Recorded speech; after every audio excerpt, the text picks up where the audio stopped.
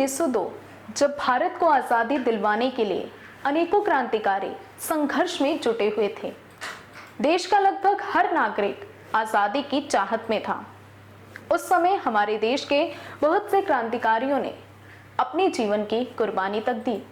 अगर इतिहास के पन्नों को टटोल कर देखा जाए तो बड़े बड़े नेताओं, राजनेताओं और आंदोलनकारियों के किस्से सुनने को जरूर मिलेंगे, लेकिन देश की आज़ादी की इस लड़ाई में काफ़ी स्वतंत्रता सेनानी भी शामिल थे।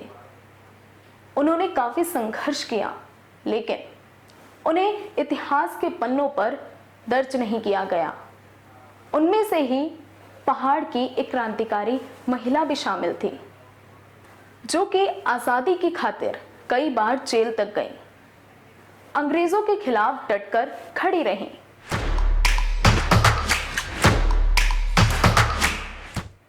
नमस्कार, मैं सिमरन संधू आपका स्वागत करती हूँ दैनिक एजेंडा की पेशकश यज्ञ सैनिकी इस कड़ी में, जिसमें हम आपको बताने जा रहे हैं आज़ादी की खातिर जेल जाने वाली उत्तराखंड की पहली महिला बिश्नी देवी के बारे में।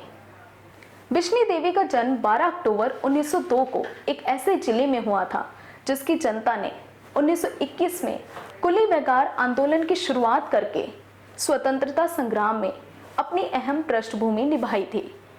उत्तराखंड के इस जिले का नाम बागेश्वर है। उस समय बागेश्वर के लोग परंपरावादी सोच को बढ़ावा देते थे और बिश्नी देवी भी कट्टर रूढ़िवादी परिवार से संबंध रखती थी। यही कारण था कि वे चौथी कक्षा तक ही पढ़ पाई और 13 वर्ष की आयु में उनकी शादी कर दी गई। दुख का पहाड़ उन पर तब टूट पड़ा जब वह 16 वर्ष की उम्र में विधवा हो गई। यही कारण था कि उनके ससुराल वालों ने उन्हें ठुकरा दिया था और मायके वालों के पास जब वे शरण लेने के लिए गईं तो उन्होंने उन्हें अपनाया नहीं।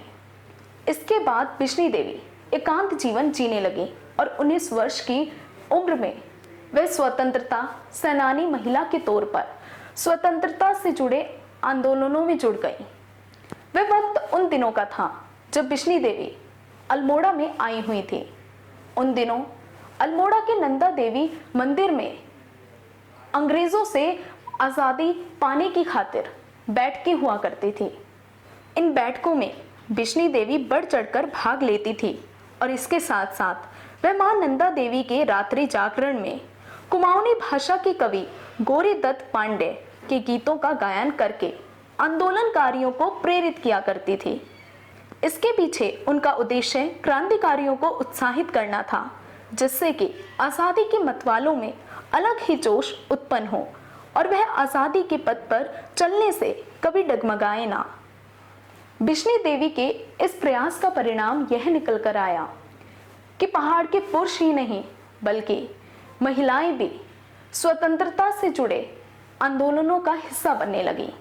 इसका अच्छा खासा उदाहरण है 25 मई 1930 में अल्मोड़ा की नगर पालिका में बिश्नी देवी और पहाड़ की अन्य महिलाओं के द्वारा फहराया गया हमारा राष्ट्रीय ध्वज।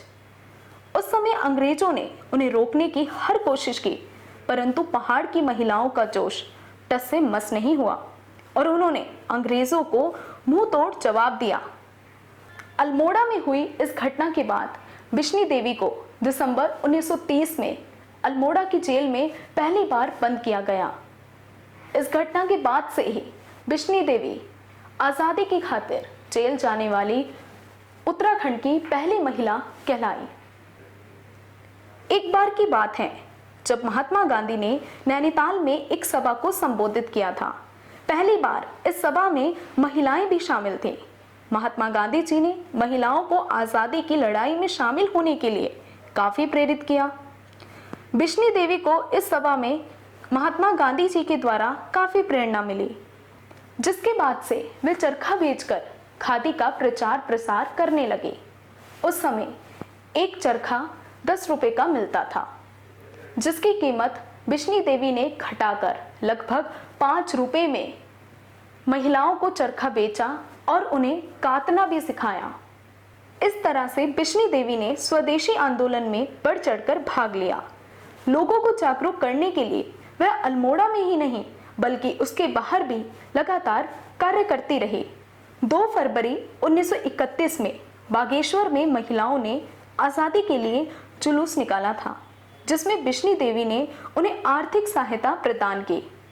इन स्वाधीनता आंदोलनों में वे लगातार सक्रिय रही, जिस कारण उन्हें एक बार फिर 7 जुलाई 1933 को गिरफ्तार कर 9 माह की सजा सुनाई गई और उन पर 200 रुपये का जुर्माना भी लगाया गया। जुर्माना न भरने के कारण उनकी सजा 1 साल के लिए बढ़ा दी गई थी। हालांकि उनका स्वास्थ्य खराब हो गया था, जिस कारण उन्हें जल्दी ही रिहा कर दिया गया था। ब्रिटिश सिपाहियों ने अपार कोशिशें की उनके जोश को खत्म करने की, लेकिन वह पक्के इरादों वाली महिला थी। वह कभी परिस्थितियों से हारी नहीं।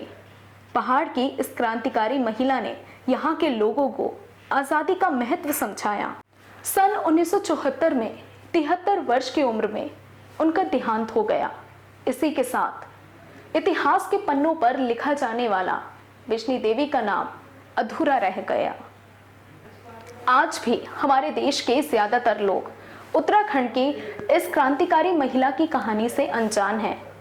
दैनिक एजेंडा की इस पेशकश के माध्यम से हमने आप तक बिश्नी देवी की कहानी पहुंचाने की कोशिश की है।